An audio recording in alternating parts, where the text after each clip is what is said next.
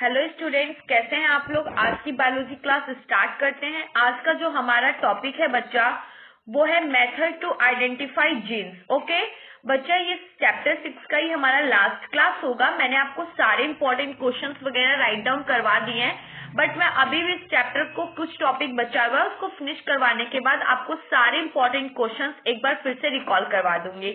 हम कुछ टॉपिक है उसको पढ़ लेते हैं। ये एग्जाम व्यू से इतना इंपॉर्टेंट टॉपिक्स नहीं है, बट हम फिर भी रिकॉल कर लेते हैं। बट अभी जो हम पढ़ रहे हैं मेथड ऑफ आइडेंटिफाई जीन, ये हमने प्रीवियस क्लासेस में भी पढ़ा था। हम फिर से एक बार रिकॉल कर लेते हैं। Two method identify express sequence tag and sequence annotation.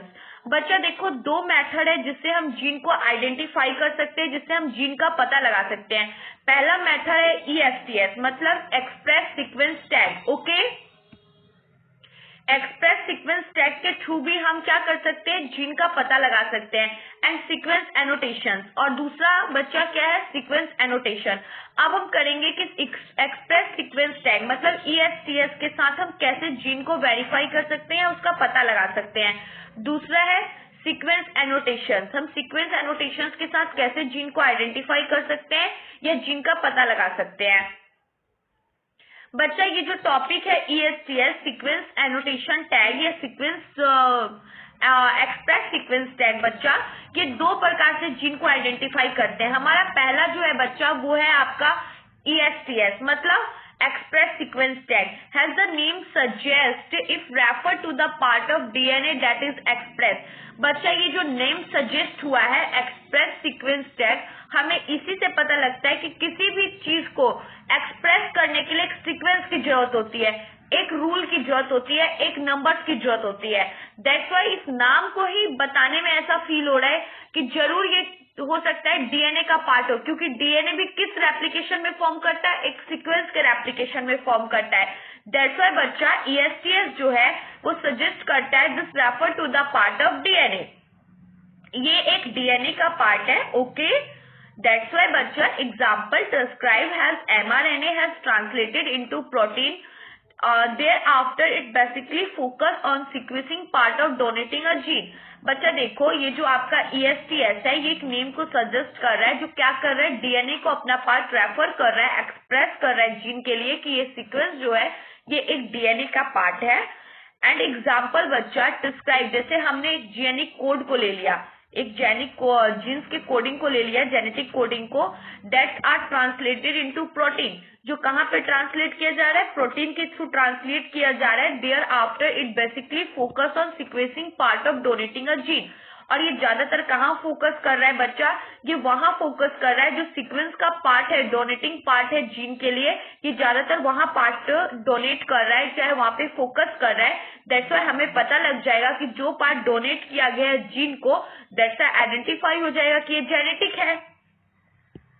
बच्चा देखो, आपको भी पता है पार्टीज में अगर आपके ऊपर ज्यादा फोकस है, मतलब पता लग जाएगा कि आपने पार्टी में क्या क्या खाया। उसी प्रकार से बच्चा जो भी पार्ट प्रोटीन का हो या ट्रांसलेटेड पार्ट हो या किसी जेनेटिक कोड का पार्ट हो, जो पार्ट जीन्स को ज्यादातर डिस्क्राइब करेगा या ज्यादातर जीन को डोनेट करेगा, तो हमें पता लग जाएगा, हम उस पार्ट को बार बार फोकस करेंगे। दैट्स टू बी मीन कि हमें पता लग जाएगा बच्चा कि ये पार्ट जो है ये एक्सप्रेस कर रहा है सीक्वेंस टैग को या बार बार डोनेट कर रहा है जीन को। इस तरीके से हम ESTS की मदद से, एक्सप्रेस सीक्वेंस टैग की मदद से जीन को पता कर सकते हैं, आइडेंटिफाई कर सकते हैं। ओके, हमारा दूसरा है एनोटेशन।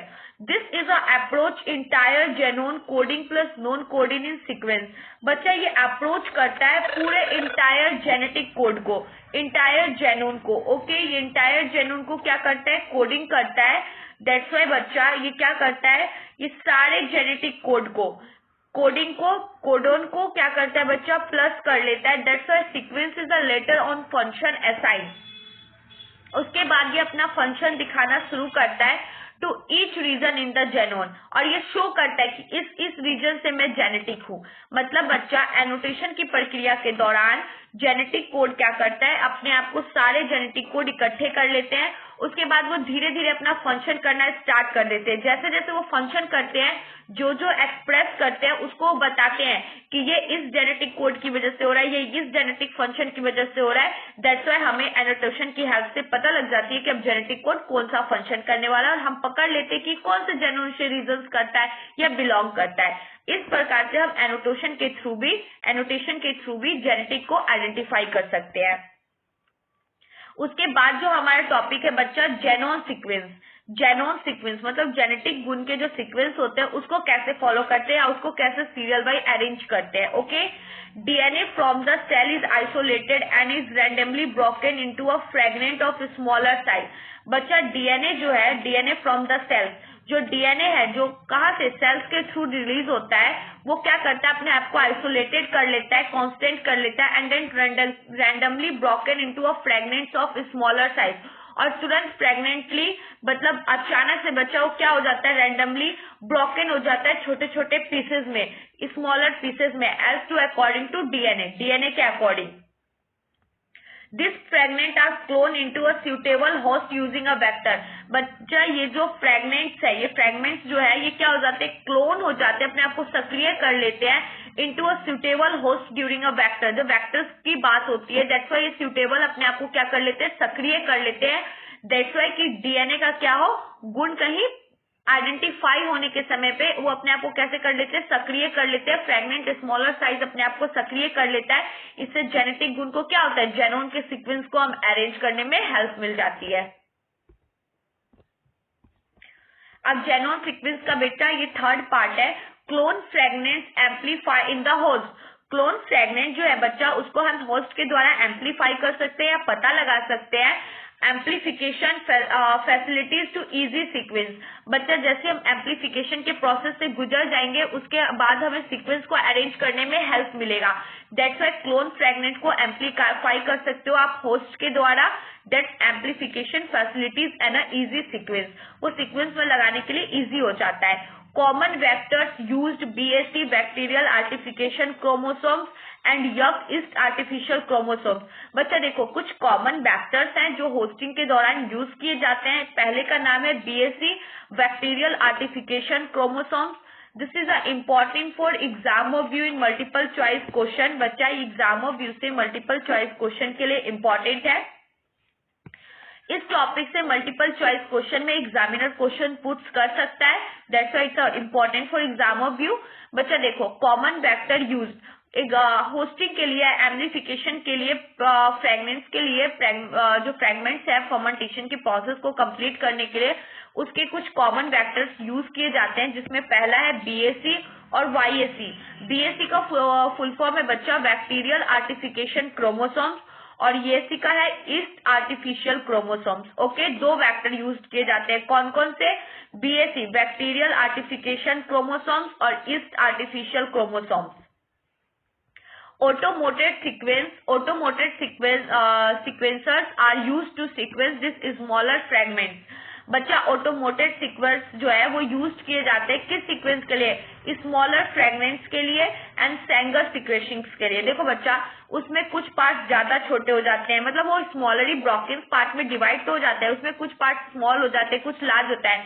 दैट्स व्हाई हम क्या करते हैं, डीएनए के अकॉर्डिंग उसको सीक्वेंस में लगा देते हैं। दैट्स व्हाई वो किसके थ्रू करते हैं बच्चा, हम स्मॉलर फ्रेगमेंट सैंगर सीक्वेंसिंग के थ्रू करते हैं। This sequence to obtain are arranged based on overlapping region with this elements। बच्चा देखो ये सीक्वेंस जो है वो क्या अरेंज कर देता है, बेस्ड ऑन ओवरलैपिंग। ओवरलैपिंग का मतलब जैसे कि एक तो ये फुलफिल गैपिंग है, उसमें से हम फिर फुलफिल कर देते हैं, मतलब ये हम क्या करें, एक दूसरे के ऊपर ओवरलैपिंग कर रहे हैं, मतलब एक के ऊपर एक चढ़ा हुआ है, मतलब ओवरलैपिंग हो रहा है। दिस रीजन विद दैम एलिगमेंट्स, इस रीजन के कारण एलिगमेंट्स की प्रॉब्लम हो जाती है। Alignments of the sequence is also done automatically computer program. बच्चा एलिगमेंट्स जो है ये एक ऐसा सीक्वेंस है जो ऑटोमेटिकली क्या करता है, ऑटोमेटिक ही कंप्यूटर प्रोग्राम्स के थ्रू अपने आप ही सीक्वेंस में डिवाइड हो जाता है। ये किसके थ्रू होता है, एलिगमेंट्स के थ्रू होता है। This sequence are annotated and assigned, this sequence are annotated and assigned to each chromosomes. बच्चा ये हर एक minute, this sequence are annotated and assigned to each chromosomes. बच्चा ये जो सीक्वेंस है आपका ये हर असाइनमेंट्स के साथ, ईच क्रोमोसोम्स के साथ एलिगमेंट्स का, जहां भी ओवरलैपिंग होगा प्रॉब्लम नहीं होती है। कंप्यूटर ऑटोमेटिकली क्या करता है, ऑटोमेटिक ही अपने प्रोग्राम्स को सेट कर लेता है और सीक्वेंस में डिवाइड कर देता है। दैट्स व्हाई बच्चा this annotated and assign to each chromosome. ये प्रॉब्लम अगर किसी भी क्रोमोसोम्स के साथ होता है तो एलिमेंट्स क्या करेगा, सीक्वेंस को ऑल्सो डन कर लेगा ऑटोमेटिक ही और कंप्यूटर प्रोग्राम्स के थ्रू। ओके, अब आ जाओ preparation of genetic and physical map on genome. बच्चा आप अगर जेनेटिक और फिजिकल मैप्स की प्रिपरेशन कर रहे हो किसके थ्रू, किसके पास, जेनोम के पास, तो कौन कौन से मेथड का यूज होगा? 2 मेथड आर यूज, 2 मेथड्स का यूज होगा, restriction polymorphisms and microsatellites. Microsatellites जो है बच्चा उसके थ्रू देखो 2 मेथड यूज होगा, रेस्ट्रिकेशन पॉलीफ्रिप्स और microsatellite. Restricting polymorphism, specialised enzyme and restriction endonucleases. बच्चा देखो रेस्ट्रिकेशन पॉलीमॉर्फिज्म जो है वो स्पेशलाइज्ड एक एंजाइम है। बच्चा रेस्ट्रिकेशन पॉलीमॉर्फिज्म जो है एक ऐसा एंजाइम है जिसके थ्रू डीएनए अपने आप को क्लियर आउट कर लेता है। ओके, ये स्पेशल एंजाइम क्या करता है, एंडोलिसिस को कंट्रोल करने में और जीनोम को कट करने में हेल्प करता है। At specialized sites for restriction, endolysis, recognition site and map prepare based on। बच्चा रेस्ट्रिकेशन पॉलीमर फिल्म्स जो है उसके ऊपर एक रेस्ट्रिकेशन स्पेशलाइज्ड एंजाइम बना होता है जो अपना रास्ता खुद ढूंढ लेता है, वो खुद अपने रास्ते पे अपने मैप के द्वारा अपने आप को प्रिपेयर कर लेता है, वो उसी पे बेस्ड होता है। ठीक है, माइक्रोसैटेलाइट्स क्या बच्चा, this are repetitive DNA sequence. बच्चा ये रिपीटिव डीएनए सीक्वेंस पे वर्क करता है, ये बार बार जो डीएनए सीक्वेंस का रेप्लिकेशन रिपीटेड होता है उस सीक्वेंस पे ये वर्क करता है। This are repetitive DNA sequence. Okay, observation of from HG. बच्चा ऑब्जर्वेशन ऑफ एचजी के अंदर कुछ भी नहीं है, इसके अंदर बच्चा क्या है, ह्यूमन जीनोम कंटेन करता है कितना % न्यूक्लियोटाइड बेस, ये आपको लिखा हुआ है 3 × 10⁹ and average gene consist 3000 bases. अगर एक एवरेज जेनेटिक की बात करें तो वो 3000 बेसेस को कंटेन करता है। However the size of gene various largest drive phosphate. बच्चा देखो बेस का अगर साइज होगा तो वो लार्ज होगा, 3000 बेस कंटेन कर रहा है, दैट्स व्हाई एक बेस का साइज कितना होगा, 2.4 m। Total number of gene in human genome, total number of gene कितना होता है ह्यूमन जेनोम के अंदर, तो 30,000। Over 50% of discovered gene have unknown function. ऐसे 50% डिस्कवर्ड जीन है जिसके अभी तक फंक्शन से हम लोग अवगत नहीं हुए, जिसके फंक्शन के बारे में अभी तक हम लोग को नहीं पता है। Less than 2% of genome is coding. Only 2% मतलब 2% से भी कम ऐसे जेनेटिक्स है जो कोडिंग करते हैं, बाकी सब अनएक्टिवेट है। Large portion of genome consist of repeating sequence. Large portion of genome क्या करता है बच्चा, रिपीटिंग सीक्वेंस को फॉलो करता है। Repetitive sequence have no coding function. जो रैपिटिव सीक्वेंस है जो बार बार रिपीट करने में वर्क करती है वो क्या करती है, कोडिंग का फंक्शन नहीं करती है। These are repeated over 100 to 1000 times. और वो कितनी बार रिपीट होती है बच्चा, 100 से 1000 टाइम रिपीट होती है। They may be have role in regulation. बच्चा इनका रोल भी है, इनका योगदान भी है किसके अंदर, एवोल्यूशन के अंदर। Okay, chromosome structure and dynamics. बच्चा ये क्रोमोसोम स्ट्रक्चर और डायनेमिक्स में भी अपना फंक्शन शो करती है, उसमें भी अपना योगदान देती है। Chromosome with most genetic. बच्चा क्रोमोसोम जो है वो मोस्ट जीनिस होता है, क्रोमोसोम्स 1 होता है। Chromosome with a fewest gene, chromosome x के अंदर इतना जेनेटिक मटेरियल पाया जाता है जबकि कंपेयर देन क्रोमोसोम वाई में 231 ही जेनेटिक मटेरियल पाया जाता है। Single nucleotide from fifth occur about 1.4 million location in human DNA. बच्चा एसएनएफ्स जो है सिंगल न्यूक्लियोटाइड फ्लोरीफॉर्म्स जो है वो क्या करता है, 1 मिलियन लोकेशन ह्यूमन डीएनए के अंदर शो करता है। They are believe to have significance in explaining disease and evolutionary history in human being. बच्चा इसको एक्सप्लेन करना बहुत डिफिकल्ट है because of the reasons 1.4 millions के अंदर कितने सारे डिजीज होंगे, एवोल्यूशनरी हिस्ट्री होगी ह्यूमन बींग्स की जो डीएनए एक्सप्रेस करता है।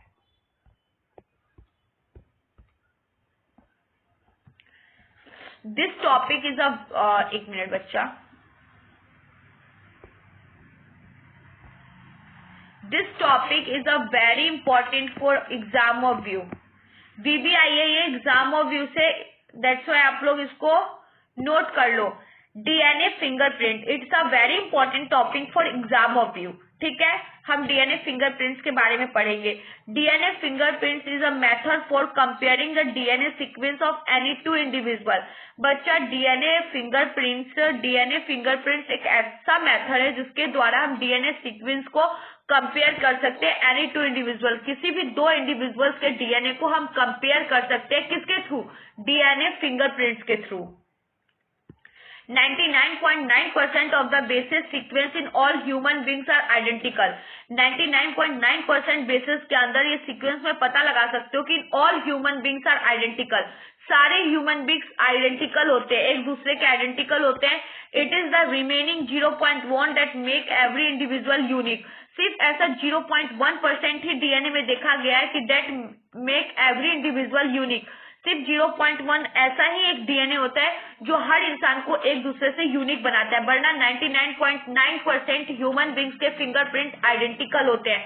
उसमें सिर्फ कितना परसेंट, 0.1% एक ऐसा होता है जो एवरी ह्यूमन बींग्स को एक दूसरे से यूनिक बनाता है। बच्चा, this point is a very important for exam view. मैं आपको बार बार रिपीट कर रही हूँ कि ये टॉपिक एग्जाम व्यू से मोस्ट इंपॉर्टेंट है, दैट्स वाई इसको आप बार बार रिकॉल करोगे, रीड करोगे। ओके, डीएनए फिंगरप्रिंट्स का मेथड कैसा है बच्चा? एक ये ऐसा मेथड है जिसमें हम दो डीएनए इंडिविजुअली डीएनए को, दो एनी सीक्वेंस के एनी इंडिविजुअल डीएनए को कंपेयर कर सकते हैं किसके थ्रू, फिंगरप्रिंट्स के थ्रू। ओके बच्चा, इसमें 99.9% of the basis sequence in all human beings are identical.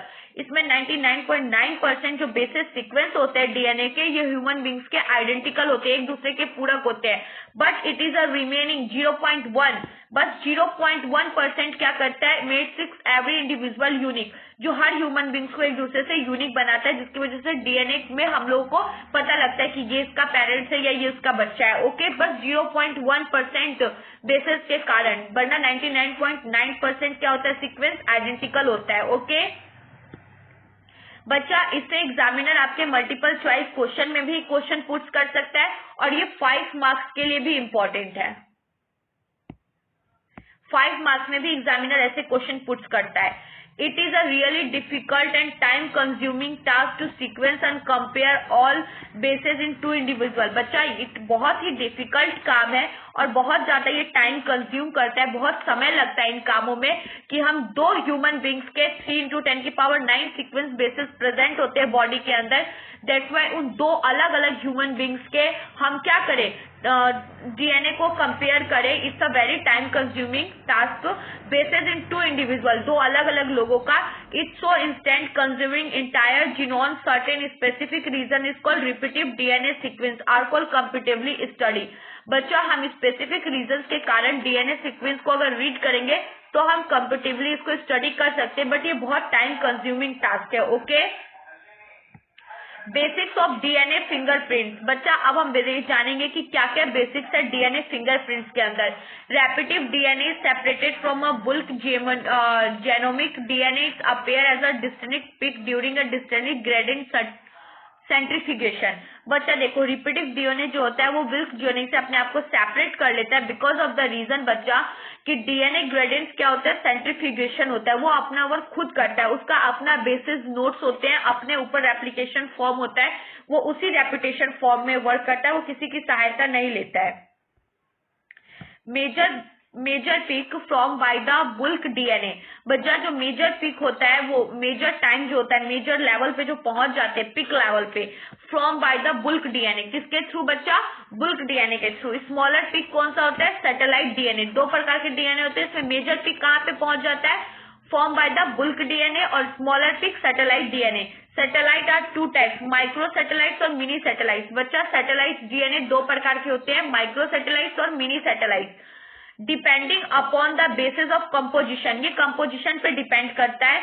Length of the segment, number of repetitive units, कि बेसिस का कंपोजिशन कितना है, लेंथ ऑफ सेगमेंट कितना है, and number of repetitive units कितना है, ये उस पर डिपेंड करता है। दैट्स व्हाई हम इसके अंदर डिस्क्राइब करते हैं, स्पेसिफिक भागों में बांट सकते हैं कि माइक्रो सैटेलाइट है और ये मिनी सैटेलाइट है। Okay, satellite do not code for protein. Satellite जो होते हैं वो प्रोटीन्स के लिए कोड नहीं करते, उनका प्रोटीन्स के लिए कोई कोडिंग नहीं होता है, but have a major role to play in DNA fingerprinting.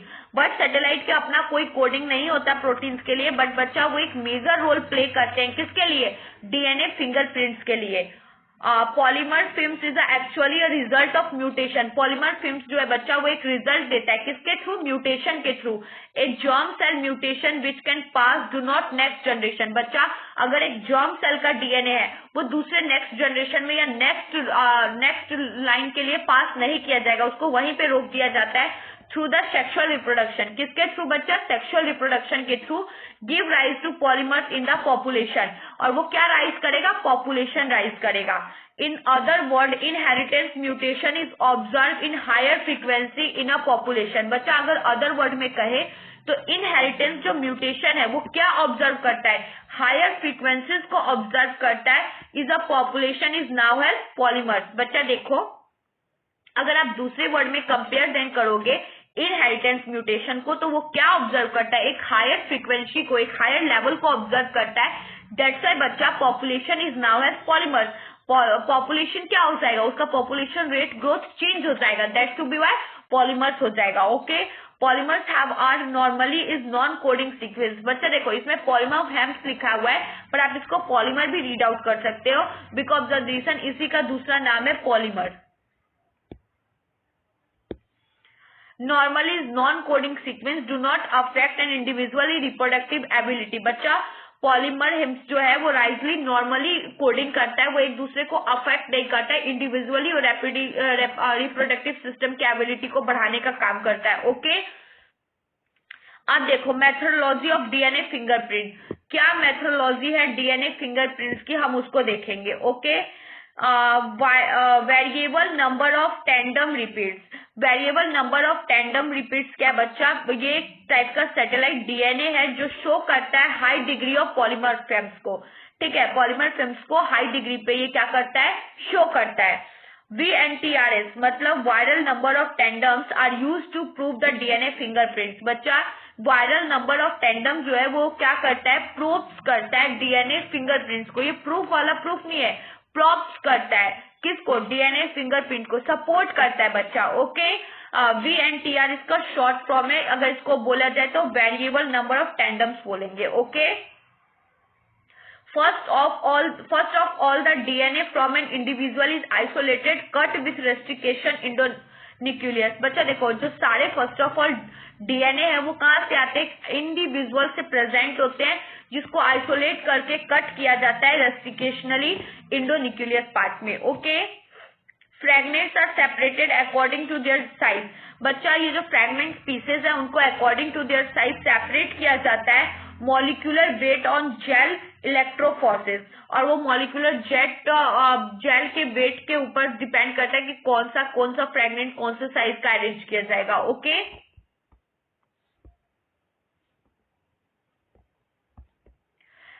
एक मिनट बच्चा। Fragments separated on electrolytic gels and bottle in microbe whilst on a synthetic membrane such as। बच्चा देखो जैसे अगर कोई जेलिक पॉइंट्स है मतलब कोई जेल टाइप का कोई मान लो कोई जेल टाइप का टिश्यूज है, दैट्स व्हाई बच्चा उसको क्या करते हैं? जेल बॉटल्स के अंदर इमोबिलाइज जो बॉटल होता है उसके अंदर स्टोर कर लेते हैं जिसके अंदर नाइलोन, नाइट्रोसेल, सिंथेसिस मेम्ब्रेन ये सब प्रेजेंट होता है। Immobilised fragment are hybridised in VNTR probe. बच्चा जो इमोबिलाइज्ड फ्रैगमेंट्स होता है उसको क्या करते हैं? हाइब्रिडाइज कर लेते हैं विथ VNTR प्रोब के द्वारा। Hybridised DNA fragments can be detected by autoradiography. बच्चा हाइब्रिड डीएनए फ्रैगमेंट जो है उसको किसके साथ डिटेक्ट किया जाता है? ऑडियो बायोग्राफी के दौरान। ठीक है, VNTRs are vary in size from 0.1 to 20 kV। VNTRs का जो साइज है बच्चा वो कितना होता है? 0.1 to 20 kV। Hence this is a auto diagram band of different sizes will be obtained। बच्चा ये ऑडियो डायोग्राम क्या है? बैंड ऑन डिफरेंट साइजेस, ये अलग अलग साइज पे बैंड हो जाता है, विल बी ऑब्टेन। ठीक है, मतलब कि अभी तो ये ऐसे बेंड हो गया, बाद में फिर फ्रीक्वेंटली जैसा था वैसा हो जाएगा। These bands are characterized for individual, they are different in each individual। बच्चा ये बैंड एक दूसरे से कैरेक्टराइज में डिफरेंट होता है एक दूसरे से, but they are different in each individual except is identical twins. ये एक दूसरे के जैसे ही होते हैं बट एक दूसरे से थोड़ा बहुत डिफरेंट होते हैं। ये मैंने आपको प्रीवियस क्लासेस में बता दिया बट फिर से रिकॉल कर लेते हैं। This topic is also VVI। Application of DNA fingerprint. बच्चा एप्लीकेशन ऑफ डीएनए फिंगरप्रिंट क्या है? DNA fingerprint is widely used for forensic science in every DNA every tissue from every individual same degree of polymer frames. बच्चा देखो, DNA फ्रीक्वेंट्स जो है, DNA fingerprints जो है, आप किसी भी चीज पे छोड़ोगे तो हम इसको बेसिकली ले सकते हैं। Because of the reason DNA जो है वो every tissue from an individual, every individuals का अलग अलग डीएनए फिंगरप्रिंट्स होता है। एवरी अलग अलग डिग्री पे, अलग अलग चीजों पे अलग अलग फिंगरप्रिंट्स होगा, बट फॉरेंसिक साइंस के हेल्प से हम उसको कलेक्ट कर सकते हैं। DNA fingerprint from the basics of paternity of testing science and child inheritance polymer films in both of the parents. बच्चा डीएनए फिंगरप्रिंट के थ्रू या तो हम चाइल्ड के पैरामीटर का टेस्टिंग करके चाइल्ड का पता लगा सकते हैं, बिकॉज ऑफ द रीजन हम पॉलीमर्स के थ्रू पेरेंट्स का भी पता लगा सकते हैं। बोथ चाइल्ड एंड पेरेंट्स हम दोनों का पता लगा सकते हैं। This of the region of only through the DNA के through. Okay, it can be used for studying genetic diversity. बच्चा इसका स्टडी जेनेटिक डाइवर्सिटी के लिए यूज किया जाता है इन पॉपुलेशन एवोल्यूशन, और पॉपुलेशन और एवोल्यूशन के लिए भी यूज किया जाता है। आप लोग को पता ही है, पॉपुलेशन बढ़ेगा, डाइवर्सिटी की प्रॉब्लम होगी, एवोल्यूशन होगा, दैट्स व्हाई हमें जेनेटिक के लिए क्या करना पड़ेगा, जेनेटिक डाइवर्सिटी के लिए हमें डीएनए फिंगरप्रिंट्स के ऊपर more of the role education लेना पड़ेगा, जिसके थ्रू हम क्या कर सकते हैं, जेनेटिक डाइवर्सिटी की स्टडी कर सकते हैं और पॉपुलेशन एवोल्यूशन का पता लगा सकते हैं। ओके बच्चा, अब मैं इस पूरा चैप्टर, होल चैप्टर आपका फिनिश हो गया है। मैं इस होल चैप्टर का आपको इम्पोर्टेंट क्वेश्चन बताऊंगी अभी अभी इसी वक्त, और सारे इंपॉर्टेंट क्वेश्चन, इस पूरे चैप्टर का जो इंपॉर्टेंट टॉपिक है उसको मैं अभी अभी आप लोग को बताऊंगी। हम लोग अपने स्लाइड को पीछे करेंगे, बैक में लेके जाएंगे और हम लोग सारे इंपॉर्टेंट टॉपिक को कवर कर लेंगे। ओके, इस चैप्टर का जितना इंपॉर्टेंट टॉपिक है, ठीक है। हाँ, पहला टॉपिक है बच्चा, व्हाट इज डीएनए। डीएनए क्या होता है, what is full form of DNA. This topic is a very important of the exam of view. और ये डायग्राम भी एग्जाम ऑफ व्यू से मोस्ट इंपॉर्टेंट है। Double helix model of the structure of DNA, ठीक है। मैं अभी जिस को बच्चा पेन से ऊपर हेडलाइन कर रही हूँ, मैं पेन से आप लोग को बार बार उस पर पेन चला रही हूँ। This topic is important for exam of view.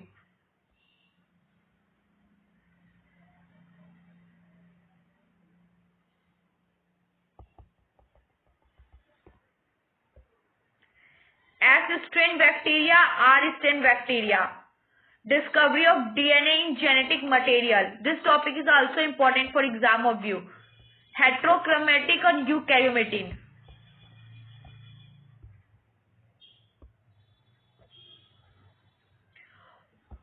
बच्चा ये देखो, कंपेयर, एक मिनट बच्चा, डीएनए और RNA, properties of genetic material, difference between DNA RNA. This is a important topic for exam of view. Why is DNA stable than RNA? DNA क्यों more stable होता है compare then RNA? This is also important topic. देखो, BBI for exam, मैंने सब आपको previous classes में जब ये पढ़ाया था तो ऐसे ही राइट डाउन करके पूरा एक एक लाइन को पेन से ओवर राइटिंग करके मैंने बार बार बताया है। DNA replication with experimental proof machinery and enzyme involved. This is also important for exam of view. What is DNA replication? Experiment to prove that DNA replicates semi-conservatively. Transcription.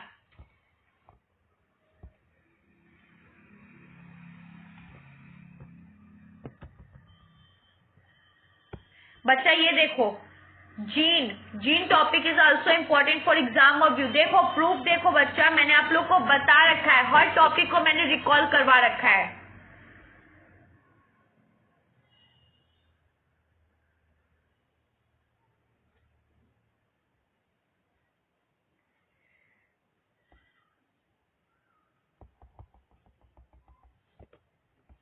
ये देखो बच्चा, translation का process, regulation of gene expression, this is also important for exam of view.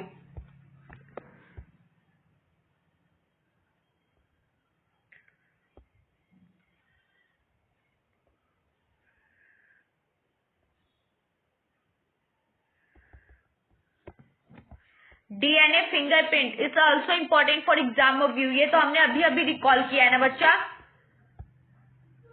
Application of DNA fingerprint, बच्चा अभी मैंने जो भी चीज को रिपीट किया है, अभी आपको मैंने जो भी टॉपिक रिपीट किया है, this topic is a very important for exam view. Okay, ये सारे टॉपिक एग्जाम व्यू से मोस्ट इंपॉर्टेंट है। बस 6 चैप्टर में आपको इन्हीं टॉपिक को ध्यान देना है, इन्हीं टॉपिक को रिवाइज करना है और आपको किसी भी चीज को रिवाइज नहीं करना है। ओके बच्चा, अगर आपने जो बताया है मैंने सिर्फ आपने उतना भी रिवाइज कर लिया, आप एग्जाम में बहुत अच्छा नंबर गेन कर सकते हो। ओके, अब हमारा 6 चैप्टर फिनिश हो गया है, अब हम न्यू चैप्टर के साथ मिलेंगे। अभी तक हमने जो भी चैप्टर पढ़ा है उसको आपको रिवाइज करना है, क्योंकि अब जो हमारा चैप्टर है chapter 7, this is a very important for exam view. ये चैप्टर में सिर्फ अगर आप सुन लेते हो, मैं जो पढ़ा रही हूँ उसको सुन लेते हो, रिवाइज भी नहीं करते हो, आप अपने मन से इसके बारे में लिख सकते हो, क्योंकि ये अब जो 7, 8, 9, 10 चैप्टर्स जो है 11, 12 ये सिर्फ नंबर गेन करने के लिए है। Most important chapter exam view से, इससे आप अच्छा खासा नंबर गेन कर सकते हो।